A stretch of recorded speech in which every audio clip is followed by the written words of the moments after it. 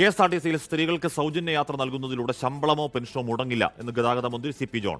വിഷയത്തിൽ KSRTC MDയും ഗതാഗത വകുപ്പ് സെക്രട്ടറിയുമായി മന്ത്രി ചർച്ച നടത്തി. എന്നാൽ പദ്ധതിയിലൂടെ വരുന്ന സാമ്പത്തിക ബാധ്യത എങ്ങനെ മറികടക്കുമെന്നതിൽ ആശയക്കുഴപ്പം ഇപ്പോഴും മാറിയിട്ടില്ല.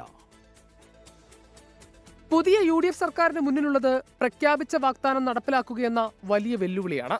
ചുരുങ്ങിയ ദിവസം കൊണ്ട് ഫിനാൻഷ്യൽ റോഡ് മാപ്പ് തയ്യാറാക്കാനും പുതിയ സ്കീം തയ്യാറാക്കാനുമാണ് സർക്കാർ ഒരുങ്ങുന്നത്. കൂടുന്ന പെട്രോൾ വിലയും ആശങ്കയുണ്ടാക്കുന്നു.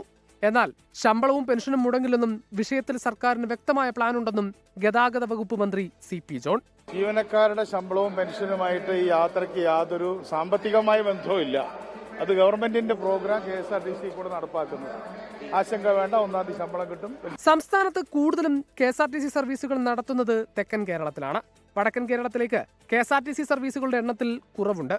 ഏറ്റവും കുറവ് UDFന്റെ വോട്ട് ബാങ്കായ മലപ്പുറം ജില്ലയിൽ. ഏതൊക്കെ ബസ്സുകളിലാണ് സ്ത്രീകൾക്ക് സൗജന്യ യാത്ര എന്നതും സർക്കാർ വ്യക്തമാക്കിയിട്ടില്ല. പദ്ധതി നടപ്പാക്കിയാൽ 112 കോടി രൂപയാണ് ടിക്കറ്റിലൂടെ മാത്രം KSRTCക്ക് നഷ്ടം വരുന്നത്.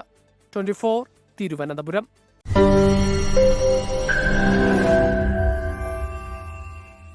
ലോകത്തെവിടെയായാലും ഏത് സമയത്തും 24 വാർത്തകളും ഓഗ്മെന്റഡ് റിയാലിറ്റി പാക്കേജുകളും എക്സ്പ്ലെയിനറുകളും വിശദമായി കാണാൻ ഞങ്ങളുടെ YouTube ചാനൽ നിങ്ങൾക്ക് സബ്സ്ക്രൈബ് ചെയ്യാം.